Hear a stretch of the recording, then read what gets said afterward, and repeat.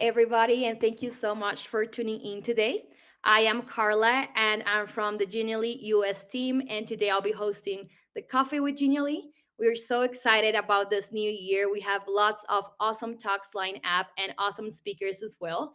And to kick off this year, we'll be discussing the future of learning. And to help us set the tone for this, I have a very special guest today. His name is Frank Bergdoll. Hi, Frank. How are you doing today? Good. How are you? I've got my coffee with Genially ready to go. So, Awesome. Thank you so much for giving us some time of your day to discuss the future of learning. Frank has over 30 years of experience in the learning and education industry. He's very passionate about technology and how to implement it in learning experiences, how to add value to those learning experiences. He's a writer, a blogger. He has a podcast. He also has a YouTube channel with over 4,000 subscribers, and you can find him by searching learning and technology with Frank. So if you want to look it up, but let's start the discussion, right?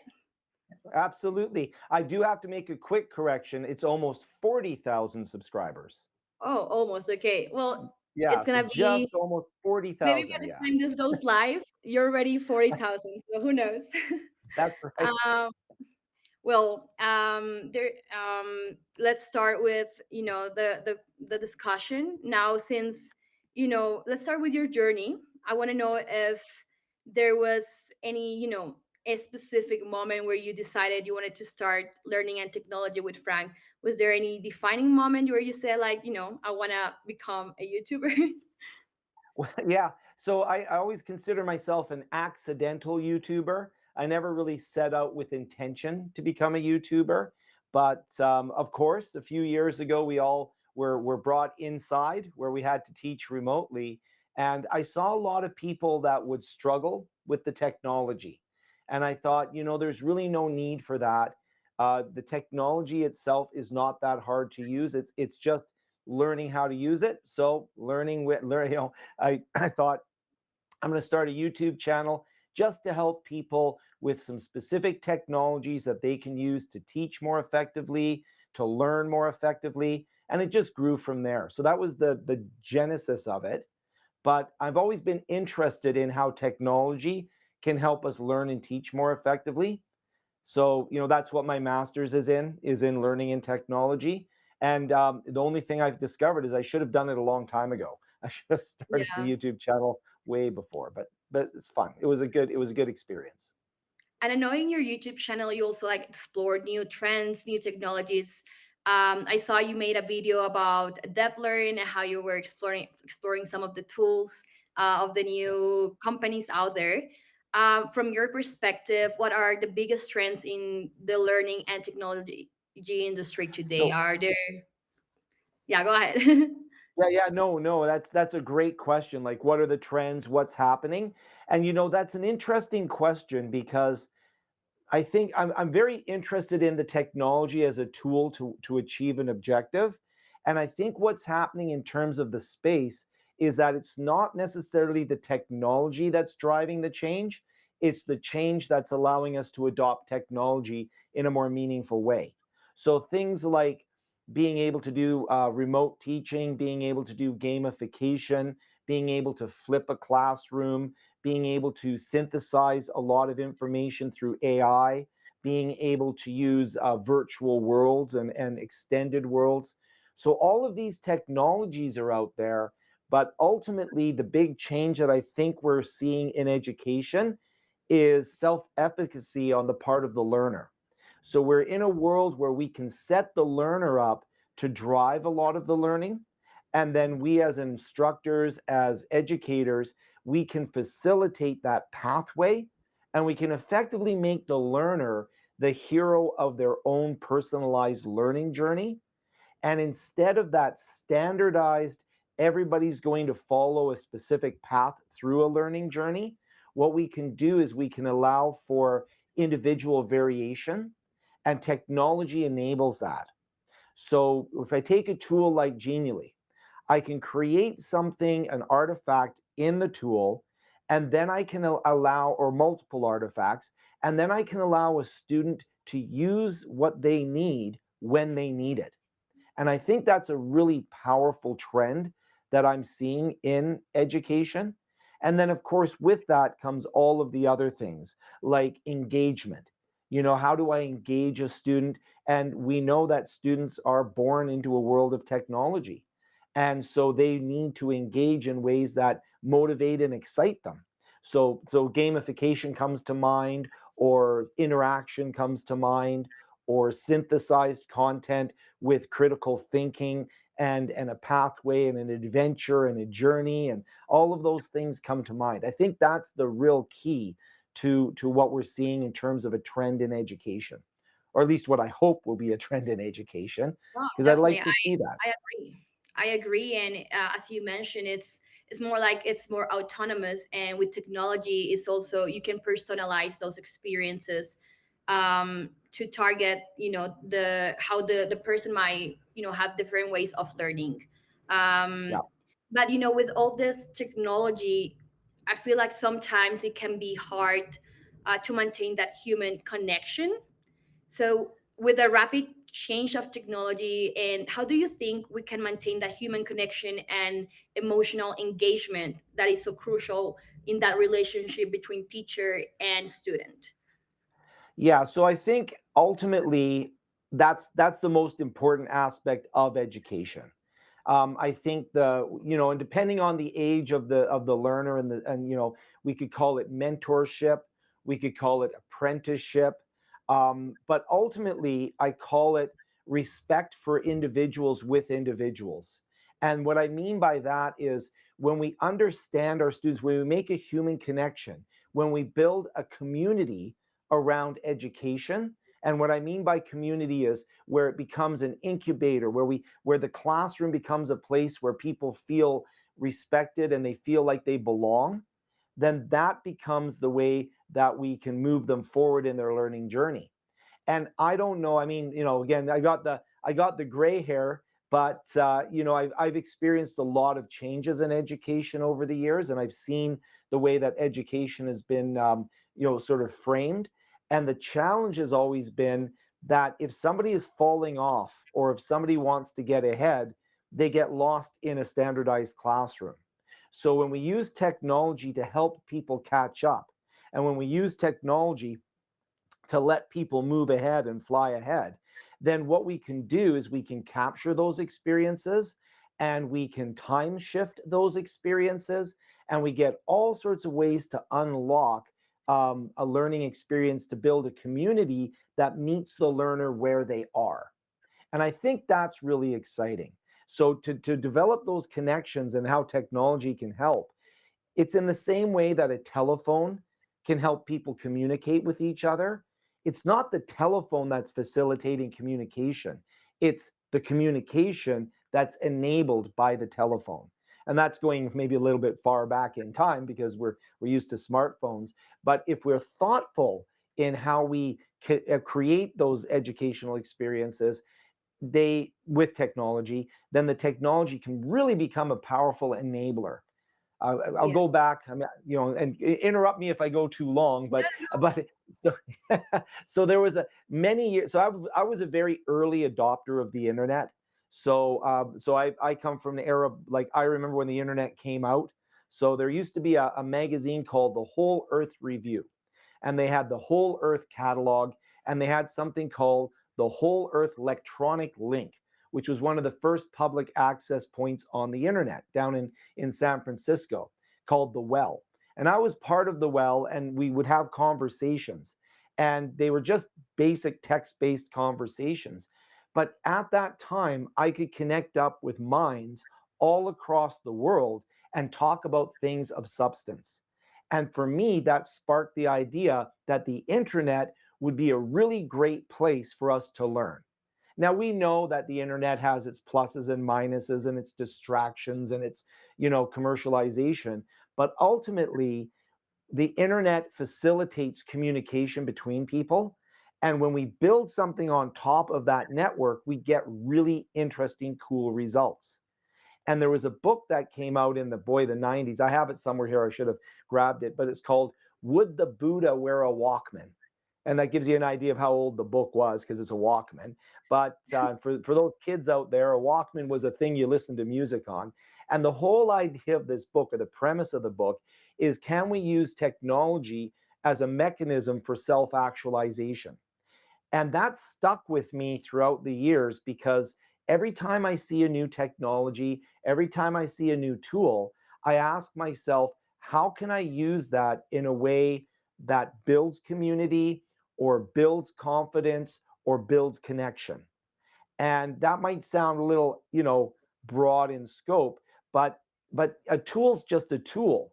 It's the application of that tool to purpose that really gets me excited. And that's why I look in educational tools for something that allows me to connect. That's something that allows me to provide a learning experience that is meaningful and gives a sense of accomplishment to the learner, no matter where they are on the spectrum of learning. And that, I think that's really important, which sounds like almost an educational manifesto, but there you have it. You asked the question, so there's the A 1 minute manifesto. But for sure, I feel like community, it's so important, and it's what keeps us going, keeps us engaged and excited about, learning and experiencing new things. And as you said, like, I think community right now, it's very important if we want to keep that trend of distance learning, of learning at more like personalized or custom learning. I think it's important to have that support group, and for teachers to be that guide in that journey. I feel like elements like interactivity, as you mentioned, or like storytelling could be very helpful when doing this type of learning experiences. Do you think these elements can enhance learning experiences, and how can educators use storytelling, interactivity to boost that engagement, even when it's in a classroom or online learning? Yeah, so that's an excellent question because as sort of from the previous question to this one, the idea is that connection builds community, community builds context, and that context allows us to learn because now it's important to us. So when we look at tools like interactivity, and I'll even go one step beyond, when we start interacting as educators with each other, when we start, if I create something that's useful for my class, if I share that with you, so the ability to share and synthesize, I guess I'll go to the Genially as an example, just using templates that are pre-built as my beginning stages into using technology. But the whole idea is that if we're going to use or build that community, if we're going to create things like interactive artifacts that students can interact with, what we're really doing is we're making them the hero of the story. So we're making them, and so my master's thesis was on data-driven dashboards for user self-efficacy, which is a quick way of saying, capture the data on how users control their own learning. And so the best way for somebody to become engaged is for them to feel like they're part of the journey, they're part of the For learning, sure. and they're not just getting it. They're not just being told what to believe or what to think or what to learn. They're being told, here's the world, here's some ways to interact with the world, and let's talk about that so you can find your place in the world. I think it's, really important. So telling a story, there's I've got a bibliography in my mind right now of some great books that could answer these questions much better than I could. But the idea of building a story and building a journey, we we humans resonate with that. The idea that, like, who's the center of the universe? We are, like, the individual, right? This is how I see the world. So if I can be part of a story that involves me learning something with purpose, and I have all the magical tools that I need to be in that story, I'm going to be engaged and excited, and I'm going to learn. So I think story is the most important aspect of education, because and story where the learner is the hero. I think it's incredibly important. I So love I think how you've nailed it. I love how you just put like the student in the center. of what it means to learn and like education as a whole. But with the Yeah. next question, I do want to shift that attention a little bit more to the educator and to teaching professionals. um, with tech adoption sometimes can feel very overwhelming because, as we said, there's technology coming every day, every year, new trends. And I want to know if you have any advice for those hesitant about making the shift to technology, because we know there's a lot of educators who love technology and are interested in trying new things, but there are a lot of, maybe the majority who is still hesitant and prefer traditional methods in their classrooms. Yeah, so and that's boy, that's a big question. We could talk about this for a long time, but the idea here is that people, if you really like your traditional methods, then you have to ask, a lot of times people will say, I like this traditional method. Ask yourself this question. Do you like it because it's good for you, or do you like it because it's good for the student? Because a lot of times we stay within our comfort zone in order to feel comfortable about what we're doing because we've done it that way all along. We're not trying new things. And I think that could be problematic. I think what I'd recommend to instructors or anybody in the education field that is hesitant about technology, and they're usually hesitant because they're worried that they don't understand it as deeply as they understand traditional methods, or they're worried that it's going to break, or that they're going to be embarrassed, or whatever the case may be. My advice is to start small. Don't try to grab a technology and use every feature available in that technology. Just do one thing. Just add one interactive map into your classroom and see how the students interact with that. Add one presentation that allows the student to control the navigation. Add that into your class. Just start small, use what others have done, walk the path of what others have done. Here's where I could plug my YouTube channel. Like and subscribe my channel where I show you how to use technology. But that's, we'll talk about that later. But the idea is that, look at how somebody else is using technology in a positive way, and go small. Start small and then build. There's something called the SAMR model, SAMR model. And I feel bad talking about a model where I can't remember who came up with it. We use technology to substitute something that we're doing. That has some value, but why bother? We're just doing it in a different way. Then we have technology to augment what we're doing to make it better. That's the A in the SAMR model.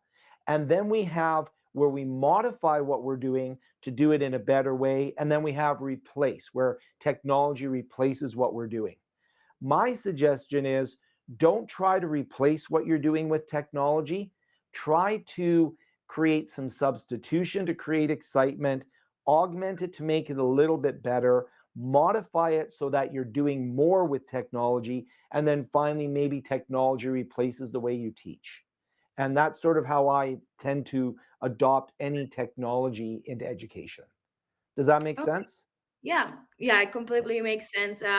And I think you mentioned going slow, step by step, starting to make those changes to see what works, see what doesn't.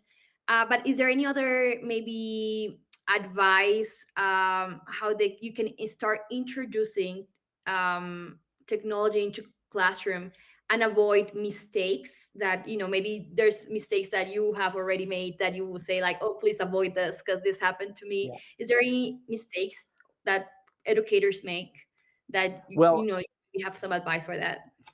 yeah, so I guess I'm going to kind of turn that question a little bit on its head. Embrace the mistakes. Mistakes are a Okay. good thing, right? Mistakes are That's how we learn. And students, because we want to foster curiosity in our students. And with curiosity comes failure. Things can Sure. fail. But if you can recover from the failure and recover from the mistakes, and if you can model to your students how you recover and adapt to things that don't go correct. But I think the spirit of the question that you're asking is more, how do you practice so that you can get the best value out of the technology? And I think, and so embrace your mistakes, but also get used to the technology. So my suggestion is choose something simple that's bite-sized, that you can use as part of your class, not to replace your class, and that what you can do is even engage the students in what do they want to do, what do they find most interesting, what things work for them, because ultimately we're here to serve the student, right? We're here to make sure that they learn. And conveying information, Google replaced that. Synthesizing information, AI is starting to replace that. So we need to have the secret of education, which is how do we guide? How do we foster critical thinking? And that would be more along the lines of take something and let the classroom decide what does and does not work for them. I think gamification comes here a lot, where what you can do is you can have a game, a little game that you create, like a little quiz using technology, something fun with some motion and some lights. They're very simple to create. Again, this is this is the future of education. It's a coffee chat with Genially. So Genially is a great platform for creating a little gamification, right? It's a great platform to go in and create a little quiz, a little fun, thing that you can do with the class. And most people that even of all ages, they love a good little quiz, a little game show, a little gamification, right? They enjoy that, right? So that's what I'd recommend for Okay, sure. I love that. Yeah. And we will be talking about gamification also in a second. Oh, But I just oh, wanted okay. to say how I love what you said about failure and embracing mistakes. I think often as kids, we are taught, not to make mistakes, to try to always get A's. And Yeah. I think it's so important to, teach that skill of it's okay to make mistakes. And then, you just have to keep going, try again. And I think that that's very valuable for teachers to show as well they are vulnerable and they can make those mistakes, but it's okay to do, Yeah. to make them. So I really love what you said about it. But moving on to technology again, as we look Yeah. into the future, how do you see VR, for those who don't know, virtual reality, artificial intelligence, and gamification transforming education? How can these technologies work together to create like more meaningful experiences for students and educators? So, those are three big buckets. So I guess I'll sort of address them both individually and as a whole. So Awesome. first of all, as a whole, they're just new technologies. So we would treat them, in my opinion, we should treat them like we would any technology, and that is first focus on value. What do they do that brings value? So we don't just want to bring in something gimmicky, and we don't want to bring in something that's cool without purpose, right? Cool is cool and it creates interest. But once you have interest, what do you do with it? You have, like, oh, I've got you all interested in something, and then we don't really do much with it. I don't really like that. But those individual technologies can all be used, in my opinion, to really extend what we're able to do, and not just create interest, but then to build upon it. So if I look at something like artificial intelligence, in my opinion, for that, it's really just a synthesizing tool. So we have, in the old days, we used to have to go to the teacher because the teacher held all the knowledge. And then what we did, I'll try to be as brief as possible here. The teacher was the holder of the knowledge, but then the book became the holder of the knowledge. And as long as I got books, I could get the information and the teacher would help me navigate. And then now the internet became the holder of knowledge, where I could search things up with Google. And we used to get a lot of, when Google Alphabet, there was Alta Vista, there's a lot of search engines, but the ability to search became something where I could find things very quickly without having to go to a library. I could find it online. Artificial intelligence now synthesize everything online, and it presents it to me in a nice structured format. It Remember that artificial intelligence is synthesizing what it's trained on. So, Mm. garbage in, garbage out. So that's why we get things like hallucinations in artificial intelligence. And this is a big topic. But ultimately, it's a way of expediting or being more productive in my ability to synthesize so that I can then apply what's been synthesized. So I think it's a very important tool. I'm super excited. I use it all the time. My students are absolutely allowed to use it for everything. But now, as I always say to my students, you can use search, but then I can have harder questions. You can use artificial intelligence, but then I can expect more of you in terms of what you do with that synthesized information. And then with virtual reality, I'm a big fan of virtual reality because there's studies that prove being able to practice or engage in a virtual environment improves your ability to perform in a real environment. So here we get things like extended reality, artificial reality, mixed reality. There's a lot here. I've got a lot of videos on both these topics on my channel where I go a little more in depth. But virtual reality, I'm doing some experiments with it right now in terms of improving communication skills. So, as an example, if you are presenting in order to improve your communication skills in front of a class, you get that opportunity maybe once or twice a week. If I can make that a virtual reality experience, then if you need to practice that 10 times, you can do that in a virtual world.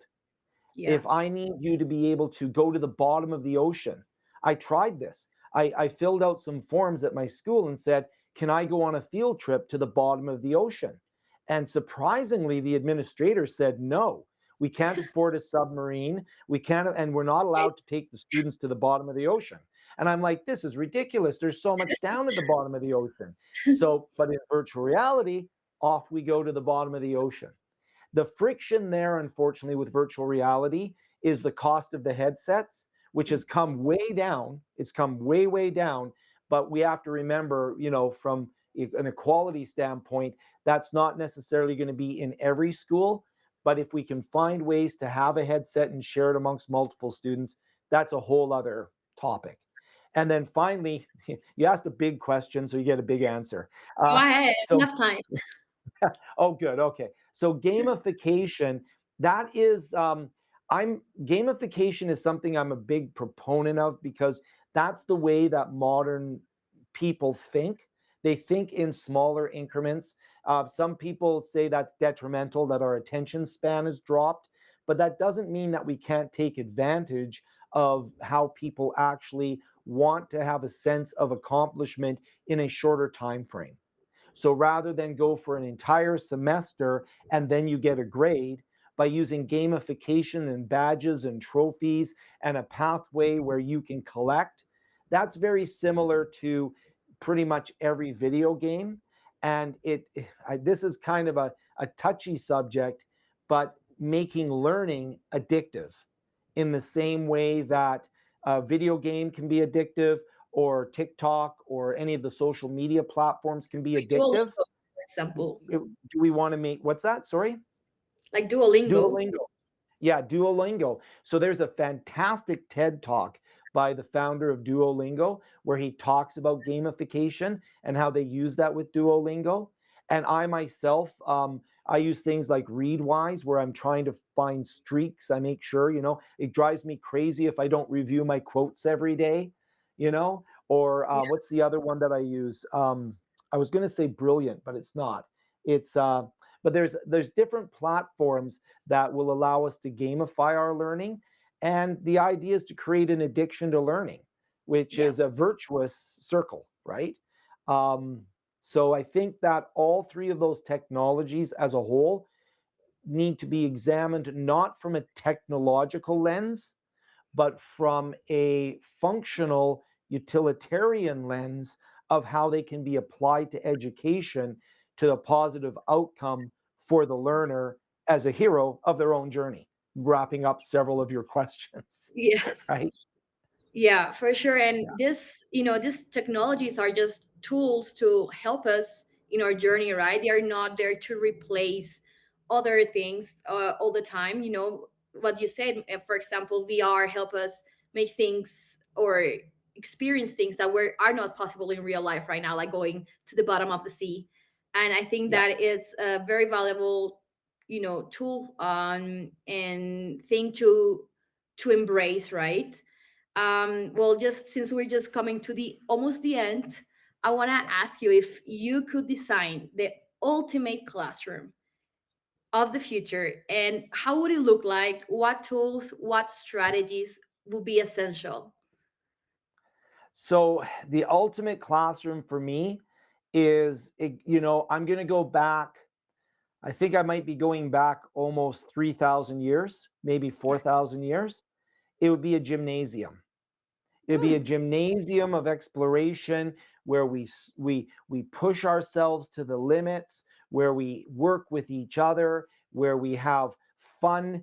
Not competition in a negative sense, but competition in a positive sense, where we explore, where we have all sorts of tools that we can use in order to understand what's around us and what's around us in the world.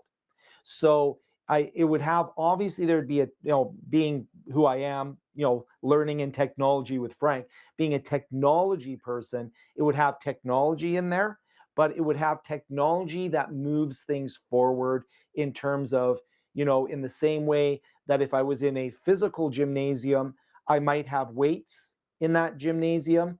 It's not the weights that make the gymnasium valuable. It's when you go there and you lift the weights that you get the value out of the gymnasium. So it Yeah. would definitely not be conformist. It would be, everything would be movable, everything would be connected, and everything would be exploratory. And in my case, I would probably have some animals in there because I think pets are great. But because maybe every classroom should have a classroom cat or a Yeah. guinea pig, or something along those lines. Because I think one of the things that's so important to me is that we don't lose sight of connection to the world when we have connection to technology, right? Yeah, for sure. We want, technology has to be a lens, not a blinder. So when we have, so Mike, now you got me thinking about a classroom of the future, and I want to be boy, part of that there's classroom. so much. Yeah. Yeah, I want to definitely be part of that classroom. And in my time, my pet was a hamster. So we Oh yeah. used to have a hamster in the classroom, and then just kind of each day one person will take it home. It was awesome. We Oh love that, and it also helps, like to kind of create responsibility for different things. And yeah, I completely agree with you. I love that. I love that image of your future classroom. Now, yeah. to end our conversation today, I don't know if you have any piece of advice to educators preparing their students for the future of learning. Um, what would that advice be? Well, you know what? Be the student. Be a student yourself. If you want your students to be curious, then you need to be curious. If you want the students to be a hero of their own learning journey, then you need to be the hero of your own learning journey. So model the behavior that you want, model the curiosity, model the excitement, model everything that you want to see. You need to be that, you know? And there's a thousand quotes out there by people much more philosophical and more intelligent than me that talk about being what you want to see in the world. And I think that is very important, and maybe no more important than in the world of education, where we are given the most important job. Obviously, I'm biased, but the most important job is to take care of people's hopes, dreams, and aspirations, whether it's a kindergarten, and I teach post secondary, but it also resonates with adults. When I can tap into what it is that their hopes and dreams are, then I think everything is better. So be that person. Have your own hopes and dreams, be a hero, be a learner, be curious, and embrace new things without the fear of failure, because failure is an opportunity to learn. And that's always a good thing, in my opinion. Awesome. Yes. Well, there you have it. Thank you, Frank, for sharing all those insights and your time with us. It was very fun, very interesting to talk to you today about this. Everyone, go and subscribe to Learning and Technology with Frank, right? That's it. That Yeah.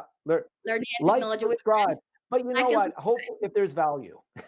Yeah, I have been checking out his videos. Very, he shows a lot of cool stuff, reviews different programs, and he shows his journey as an educator as well. So I invite you all to subscribe to his channel. And for everyone, thank you so much for listening, and I'll see you soon. Awesome. Thank you so much. Take care.